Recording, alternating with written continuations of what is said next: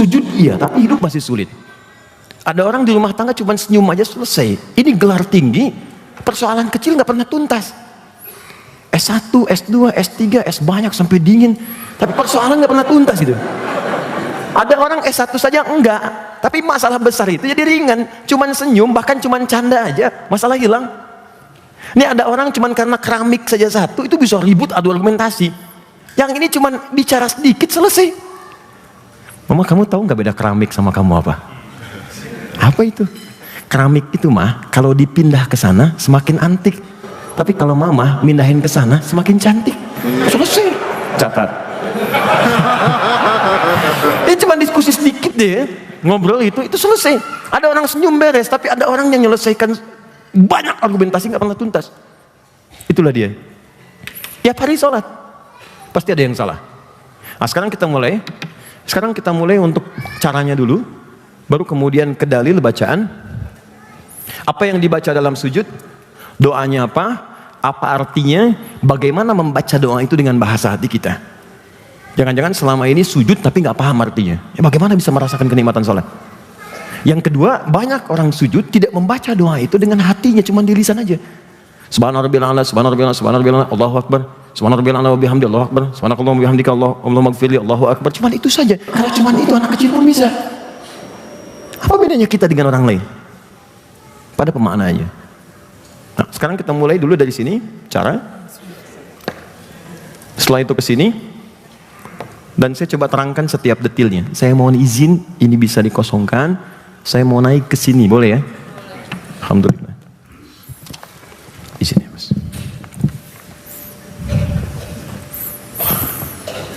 Baik. Kelihatan saya? Kelihatan ya? Baik. Mohon izin sebentar ya. Saya mohon maaf kalau kemudian naik ke sini untuk memberikan contoh lebih baik. Mohon maaf ya. Bismillah. Izin sebentar. Perhatikan baik-baik.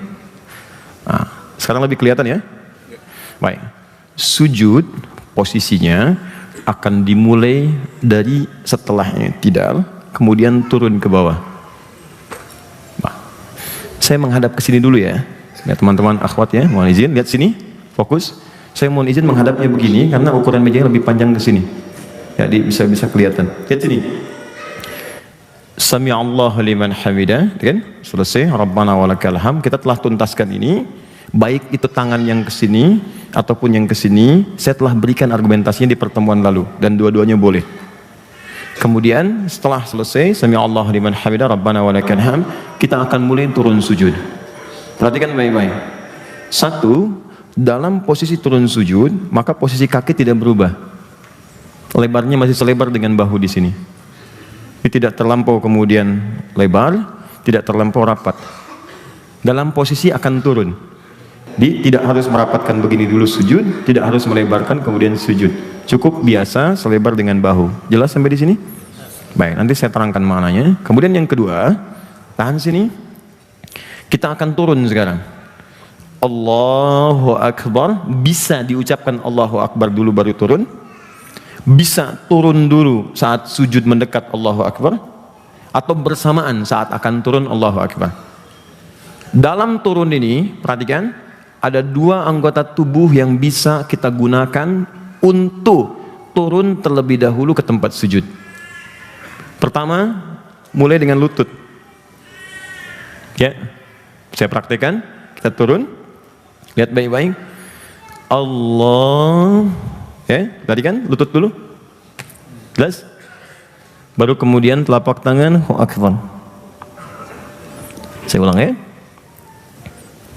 Lutut terlebih dahulu, ini turun, lutut, baru kemudian telapak tangan. Baik, saya menghadap ke sebelah sini, mohon izin.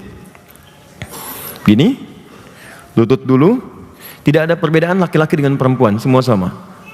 Lutut dulu, gini, baru kemudian telapak tangan. Baik, jelas sampai sini? Baik. Yang kedua, bisa gunakan telapak tangan dulu ini. Oke, saya ulang. Gunakan telapak tangan, akan turun misal. Allah, telapak tangan ini. Baru kemudian lutut. Allahu Akbar. Jelas? Saya ulang. Gunakan telapak tangan dulu, turun. Telapak tangan begini. Baru kemudian lututnya seperti ini. Jelas sampai sini? Oke. Sekarang Ustadz, kalau pakai lutut boleh, pakai telapak tangan boleh. Apa dalilnya? Untuk yang pakai lutut, hadisnya ada di Abu Daud. Abu Daud nama aslinya Sulaiman dari Sijistan, dikenal dengan Sulaiman As-Sijistani. Maaf saya hapus ini, sudah ditulis dan saya hapus ya, nggak apa-apa, sana aja, tanggung. Ya, yang itu jangan dihapus ya. Oke, syukran jazakallah khair. Saya sudah tahu caranya. Satu, Abu Daud. Hadis riwayat Abu Daud. Abu Daud itu nama aslinya Sulaiman dari Sijistan, dikenal dengan Sulaiman As-Sijistani. Hafal 500.000 hadis. Dengan sanadnya, semua nama tersambung ke Nabi. Dan hafalnya bukan hafal biasa. Jadi setiap disebutkan tahu ini hadisnya sahih, dhaif, bermasalah, benar. Itu ringan sekali. Sampai Ibnu Qayyim Al-Jauziyah rahimahullah mengatakan, kalau ada Nabi Daud bisa melunakkan besi dengan tangannya, maka ini Abu Daud bisa melunakkan hadis dengan lisannya. Maka dikenallah kemudian dengan sebutan Abu Daud, Abu Daud, Abu Daud. Dari 500.000 ini, beliau mengumpulkan beberapa ribu hadis menjadi susunan fikih. Ada hadis, kalau kita baca, hadis itu khusus mengoleksi susunan fikih. Cara ibadah, cara wudhu, cara sholat, ya, cara mandi, cara macam-macam. Kitab hadis yang disusun dengan urutan fikih disebut sunan namanya. Sunan. Maka dikenal dengan nama Sunan Abu Daud. Ya, jilid yang pertama, halaman 222, nomor hadis 388. Paling kanan sebelah bawah.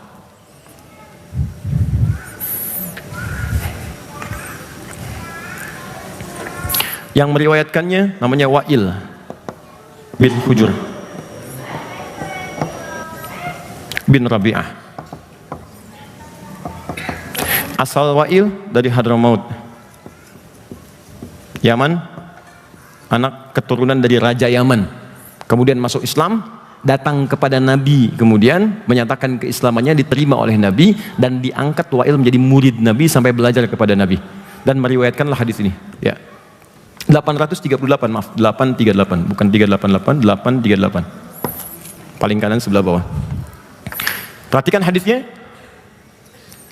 Ra'aitu Rasulullah sallallahu alaihi wasallam. Saya pernah melihat Rasulullah sallallahu alaihi wasallam idza sajada, apabila beliau akan sujud, fawadha'a rukbatayhi qabla yadayhi, maka beliau mendahulukan lututnya, kedua lututnya sebelum kedua telapak tangannya. Di begitu beliau akan sujud, yang didahulukan dua lutut dulu, baru kemudian telapak tangan. Jelas? Oke, jadi kalau nanti ada yang bertanya kenapa Anda sujud pakai lutut duluan, maka Anda katakan hadisnya dari Wa'il di Abu Daud nomor hadis 838. Paham?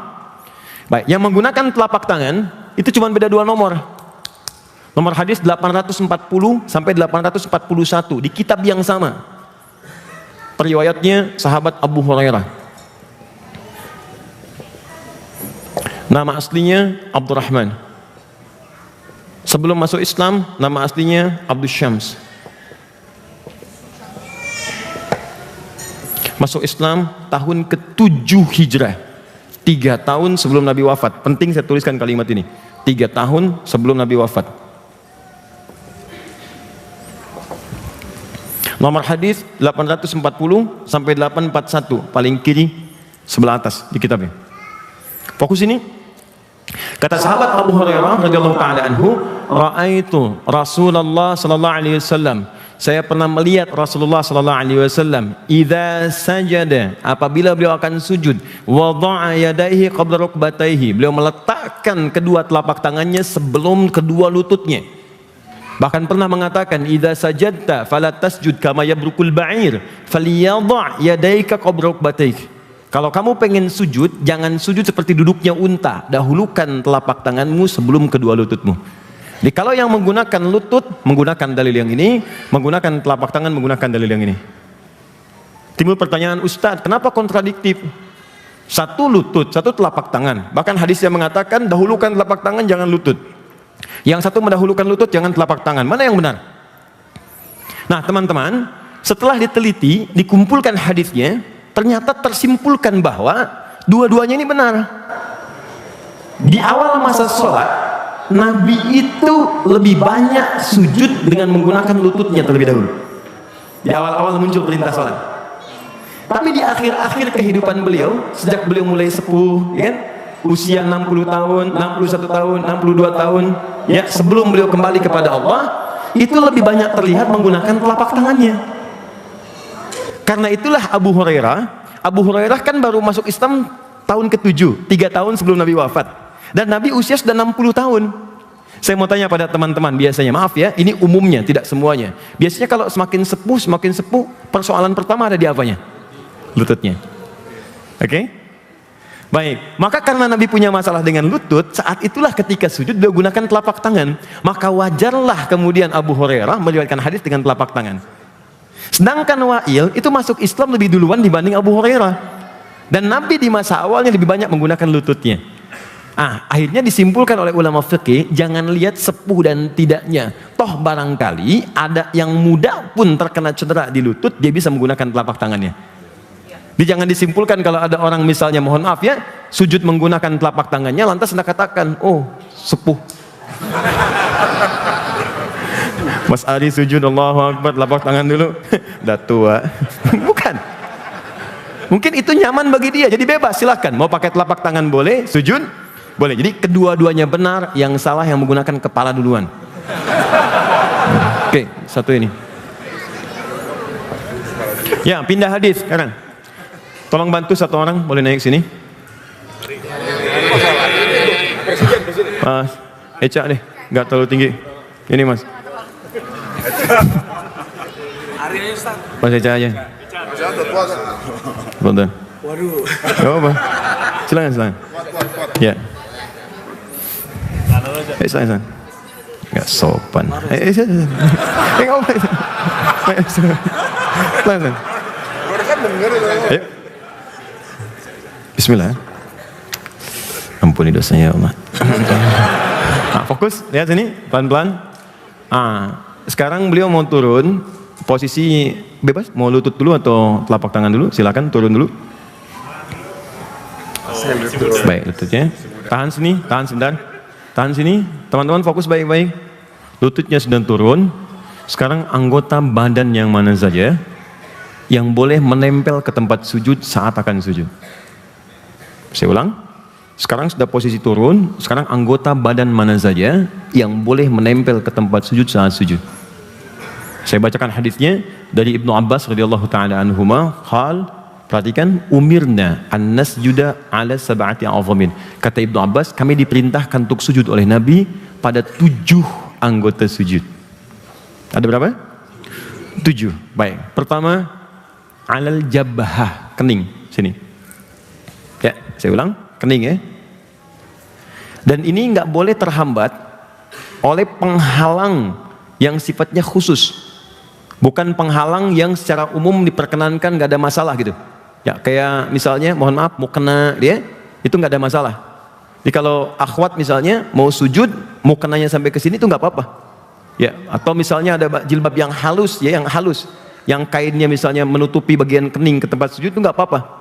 Karena zaman Nabi pernah ada orang, dalilnya di hadis Muslim, saat panas terik luar biasa, ada yang menghamparkan sapu tangan untuk bisa mengurangi rasa panas yang menempel kepada keningnya. Nah, sapu tangan ini itu dipahami oleh para ulama itu bagian yang normal, yang sekiranya bisa ditoleransi, yang tidak menghambat langsung kening dengan tempat sujud. Jadi kalau mau kenakan saat sujud masih terasa kan? Terasa menempelnya itu boleh. Kecuali ada bagian tertentu yang menghambat langsung antara kening dengan tempat sujud sehingga tidak terasa kemudian tekanan kepada keningnya. Contoh, peci misalnya. Fungsi peci pada asalnya itu untuk menutup rambut yang berlebihan, yang kalau sekiranya tidak ditutup itu bisa menempel menghalangi kening sehingga tidak terasa kenikmatan sujud. Kalau sekarang diteliti sama pakar itu di dalam bagian kening kita itu kayak ada titik God spot gitu. Yang kalau kemudian kita sujud, darah itu berkumpul di bagian otak yang paling dalam, kemudian di situ ada pergerakan-pergerakan yang bisa di MRI terlihat. Nah, itu kalau terhalang kemudian dengan benda tertentu, itu nggak sempurna kemudian perkumpulan titik itu di situ, dan perkumpulan darah yang bertemu di bagian otak yang dekat kepala kita yang paling depan. Jelas sampai sini? Nah, karena itu peci itu bukan syarat sah sholat. Jadi kalau diantara teman-teman memang nggak ada rambut sama sekali, nggak pakai peci pun nggak apa-apa. Akhi silahkan jadi imam, saya nggak enak nggak pakai peci gitu. Nggak. Ini bukan syarat. Tapi kalaupun pakai peci, jangan sampai peci dipakai rambut keluar. Jelas ya? Sama dengan akhwat juga, jangan sampai pakai jilbab tapi rambutnya keluar gitu. Ya? Jelas ya? Maka pakai, sesuaikan, dan saat sujud mau sholat usahakan sedikit buka sehingga keningnya ini bisa tertempel di tempat sujud. Ya, Mas Eca pakai peci misalnya kan, kemudian topi atau ini kupluk, gak apa-apa, silakan pakai kupluk.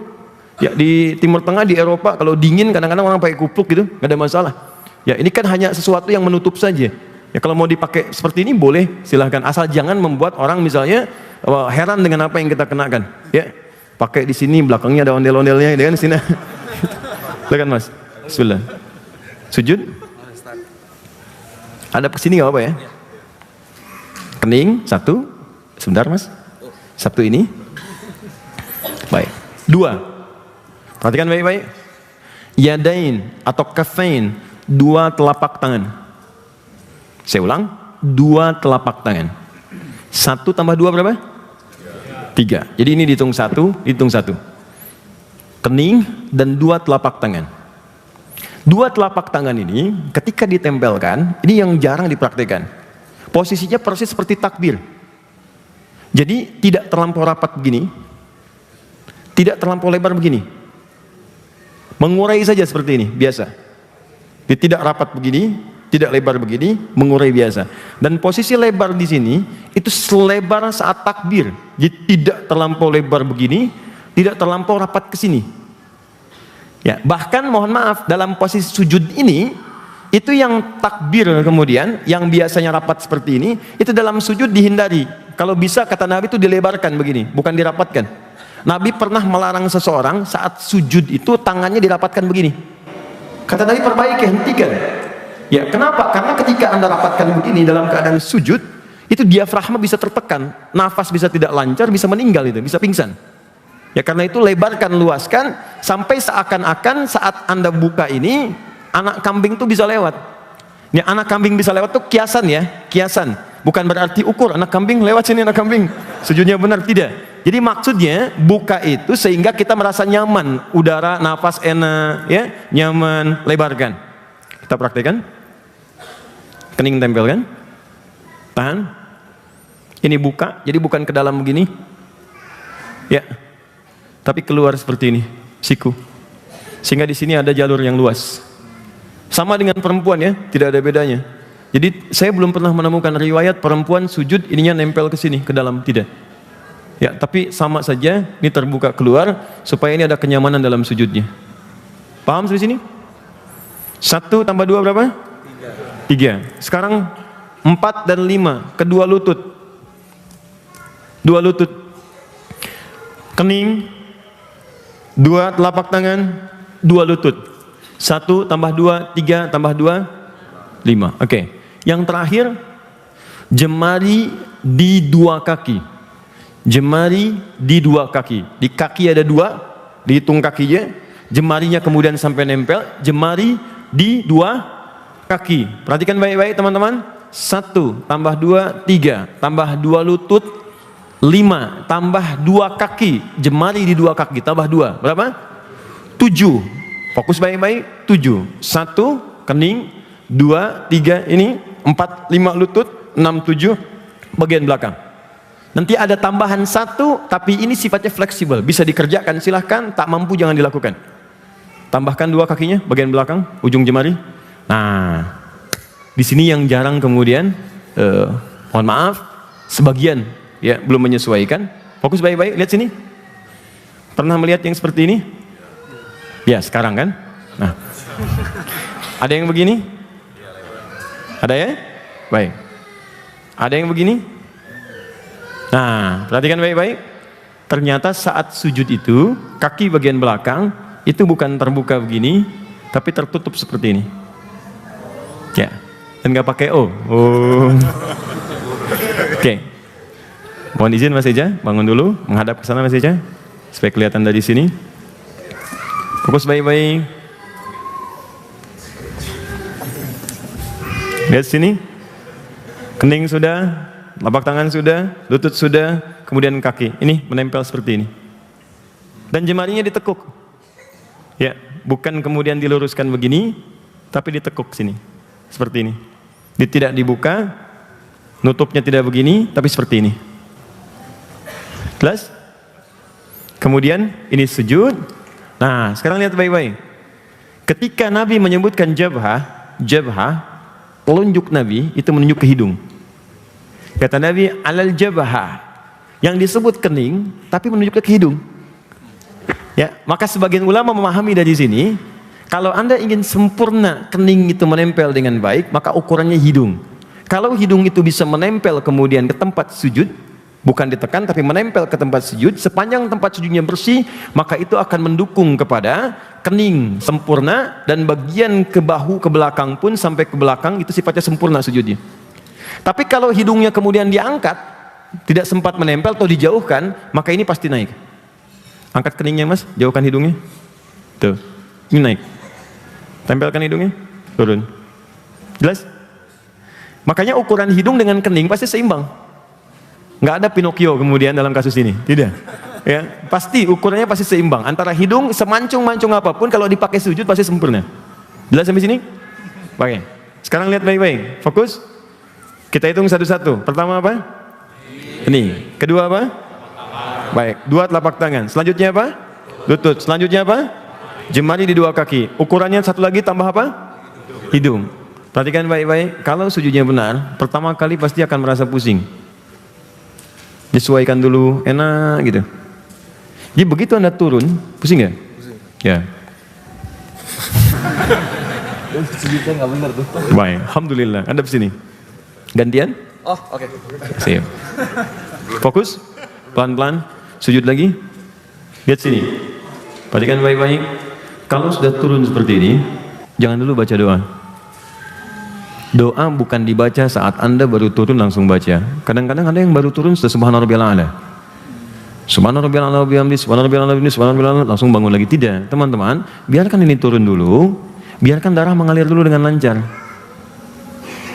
Biarkan tenang dulu supaya kita merasakan kenikmatan. Pernah dengar tumakninah? Tumakninah itu ketenangan yang dilahirkan dari gerakan ibadah. Di begitu Anda sujud, tenangkan dulu, nyaman dulu. Setelah nyaman, merasa tenang, baru Anda bacakan subhana rabbiyal a'la wa bihamdi. Paling singkat subhana rabbiyal a'la.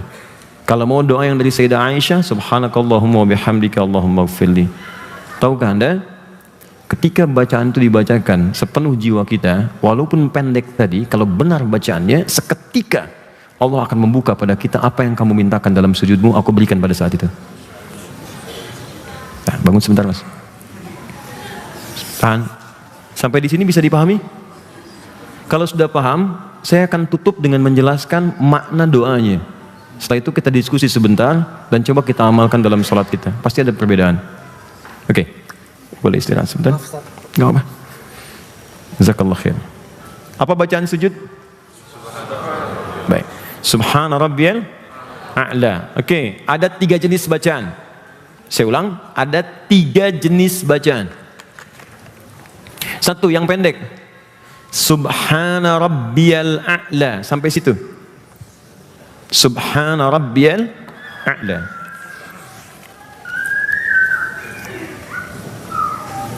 Subhana rabbiyal a'la. Ini 1.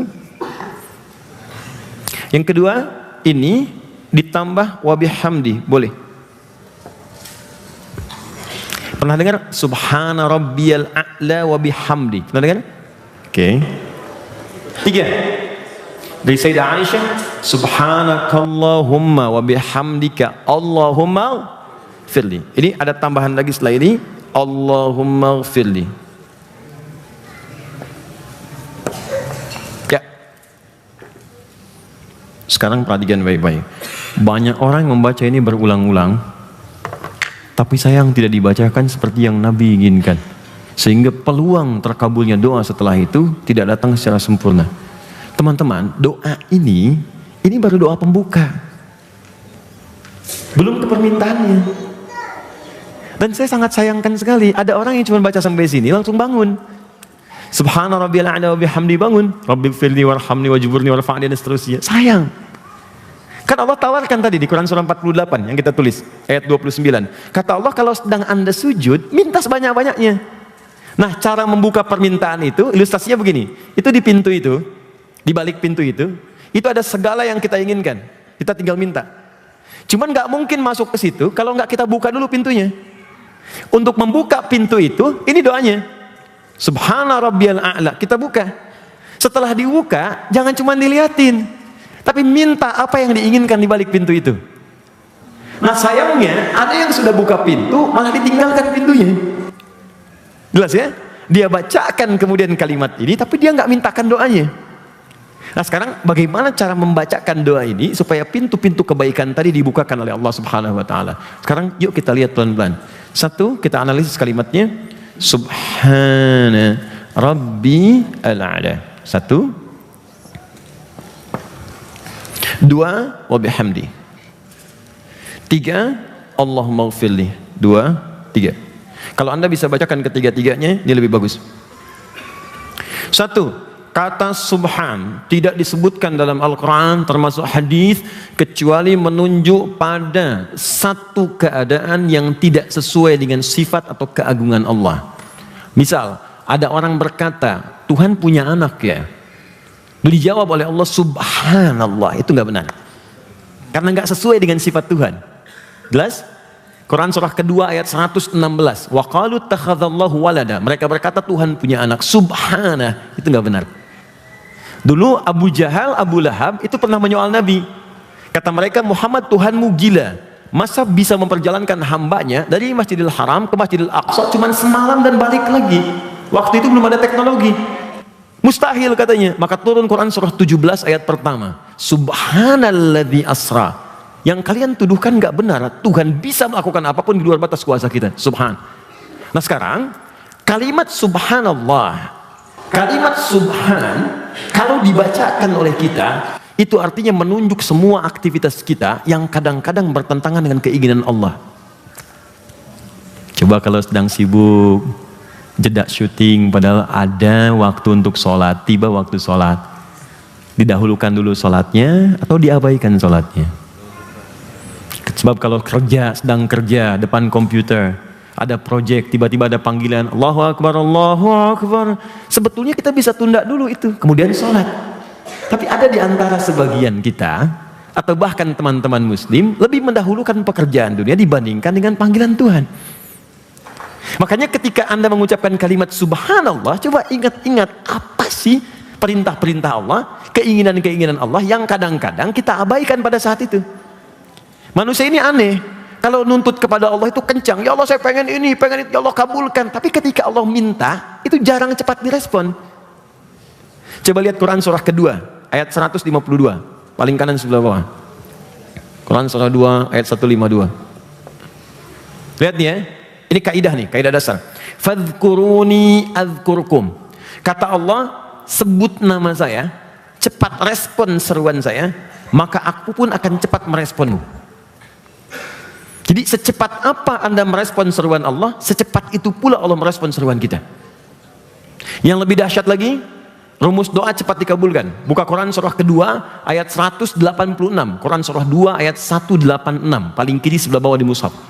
Wa idza sa'alaka 'ibadi 'anni fa inni qarib ujibu da'watad da'i idza da'an. Kata Allah, kalau hambaku ingin mencari aku dan mau berdoa minta kepadaku, aku akan seketika mengabulkan. Syaratnya falyastajibuli, dia pun cepat merespon setiap seruanku. Allahu Akbar, Allahu Akbar. Jam 4.43. Begitu azan berkumandang, Anda pun segera merespon seruan Allah. Cepat wudu, cepat ke masjid, cepat sholat, bentangkan sajadah. Maka ketika Allah panggil Anda respon, ketika Anda panggil Allah pun seketika Allah respon. Adzan subuh 4.43, Anda bangun dari jam 3.44 sebelum dipanggil. Anda merespon sebelum dipanggil, maka Allah pun akan merespon seruan Anda sebelum Anda memanggilnya. Ada orang yang belum berdoa, Allah mengabulkannya. Adzan subuh 4.45, Anda baru bangun 5.44. Dan Anda menuntut kepada Allah untuk mengabulkan doa Anda. Anda saja telat menjawab panggilan Allah dan Anda nuntut pengen cepat. Di mana keadilan nih? Maka ketika Anda mengucapkan kalimat Subhana Rabbiyal A'la, katanya Allah yang maha tinggi. A'la itu kan tinggi, di atas semuanya. Kalau sudah A'la berarti di atas pekerjaan. Kalau sudah A'la berarti di atas mall. Sudah A'la di atas perniagaan. Di apa yang kita kerjakan, kalau Allah sudah minta, itu yang pertama kali kita ikuti. Kenyataannya kadang-kadang berbeda. Maka saat mengucapkan Subhana Rabbiyal A'la, paling singkatnya, ingat dosa-dosa apa yang pernah kita kerjakan, yang terkait langsung kita dengan Allah Subhanahu wa Ta'ala. Itu yang kadang menutup doa kita itu langsung terjawab oleh Allah. Boleh pinjam tadi? Mana tempat minumnya? Ini. Teman-teman coba lihat sini. Ini apa? Air ya? Baik, ini gelas. Dalamnya ada air bening, sekarang ini terbuka. Kalau ini masih terbuka, dimasukkan apapun, peluangnya masih bisa. Masukkan gula, masukkan kopi, masukkan susu, masuk. Sekarang perhatikan. Saya tutup dengan begini. Saya tuangkan kopi bisa? Gula bisa? Tidak. Susu tidak. Kenapa? Karena ada penutupnya. Banyak doa tidak terkabul, bukan karena Allah tidak mengabulkan. Karena yang berdoa menutup dirinya dengan Allah dengan tutupan seperti ini yang disebut dengan maksiat atau dosa. Jadi kalau ada seorang hamba banyak berdosa, berbuat maksiat, itu akan ada sekat dalam jiwanya yang menghambat hubungannya dengan Allah itu tidak terjalin dengan lancar. Jadi begitu dia meminta, Allah kabulkan, cuman mentah lagi, balik. Itu hadisnya sahih. Thumma dzakara rajulan, Nabi mengisahkan seorang lelaki yutilus safara, menempuh perjalanan panjang, asy'atha aghbara, dan dia kelelahan sampai banyak debu di wajahnya. Yamudu yadayhi ila sama, mengangkat tangannya ke langit begini. Fayaqulu ya Rabb, dia berkata ya Rabb, ya Rabb. Ini 3 syarat cepat dikabulkan doa. 3 syarat. Syarat pertama dalam perjalanan. Anda berdoa di perjalanan cepat dikabulkan. Yang kedua mengangkat tangan. Orang yang berdoa mengangkat tangan lebih cepat dikabulkan 2 kali dibandingkan yang diam. Yang ketiga menyebut al-asma'ul husna. Orang yang memulai doa dengan al-asma'ul husna lebih cepat dikabulkan dibandingkan dengan yang tidak. Orang ini melakukan ketiganya. Seharusnya 6 kali lebih cepat doanya dikabulkan. Tapi kata Nabi, anna yustajabu lidzalik, mustahil doamu dikabulkan. Mustahil. Padahal sudah mengangkat tangan, baca al-asma'ul husna. Kalau kita katakan sudah ke Mekah, di depan Ka'bah, tangan diangkat, belum dikabulkan juga. Kata Nabi mustahil. Kenapa? Famat'amu haram, karena pakaiannya haram. Makanannya haram, masyrabu haram, minumannya haram, malbasu haram, pakaiannya haram, wa ghudhiya biharamin, dan perangkat hidupnya haram. Coba ingat-ingat, kalau ada sekian doa yang belum terkabulkan, barangkali ada sekat yang belum dibukakan. Maka dari itu sujudlah taubat kepada Allah ketika mengucapkan Subhana Rabbiyal A'la, maka rasakan dengan bahasa hati sambil kita taubat kesalahan apa yang telah diperbuat selama ini dengan Allah. Kapan Anda mulai kemudian datang ke majlis ta'lim? Dulu kemana saja? Kapan Anda mulai sholat? Dulu kemana saja? Kapan Anda mulai berhijab? Dulu kemana saja? Sudahlah kita menangisi keadaan kita yang lalu supaya tidak ditampakkan di akhirat nanti di hadapan seluruh langit dan bumi. Sudahkah kita bertobat dari dosa kita kepada kedua orang tua?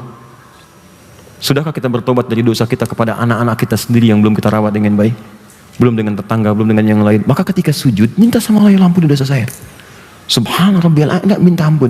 Maka ketika Anda sudah diampuni oleh Allah pada saat itu, maka akan dibukakan oleh Allah semua pintu-pintu kebaikan, termasuk yang belum pernah Anda dapatkan seketika bisa dikabulkan. Karena itulah Anda ucapkan, wa bihamdihi, saya puji Engkau ya Allah, Allahumma gfirli, ya Allah ampuni saya. Kenapa kalimat ini muncul? Dikaitkan dengan kalimat subhan. Jadi kalau sudah Allahumma gfirli, ya Allah mohon ampuni saya. Nah, di dalam Al-Quran ada rumus. Ini yang terakhir saya sampaikan. Rumusnya ada di Quran surah ketiga ayat ke-31, paling kiri sebelah atas. Surah 3 ayat 31. Ini keterangan ini akan Anda jarang temukan di beberapa referensi. Quran surah 3 ayat 31. Perhatikan baik-baik. Qul in kuntum tuhibbunallaha fattabi'uni yuhibbukumullah. Ini rumusnya. Wa yaghfir lakum dzunubakum. Katakan Muhammad kepada umatmu, jika kalian serius mencintai Allah, maka ikuti aku, maka Allah akan mencintaimu. Sekarang perhatikan rumusnya. Ketika Allah mencintai seorang hamba, Maka yang pertama diberikan oleh Allah, perhatikan rumusnya, wa yaghfir lakum dzunubakum, Allah akan ampuni semua dosa-dosanya. Masya Allah teman-teman sekalian. Jadi kalau Allah sedang mencintai hamba itu bukan dikasih dunia. Anda kalau sedang dapat proyek, sedang dapat promosi jabatan, dapat sesuatu anugerah dunia, jangan senang dulu, belum tentu Allah ridho di situ. Kalau apa yang Anda dapatkan itu menjauhkan Anda dari Allah.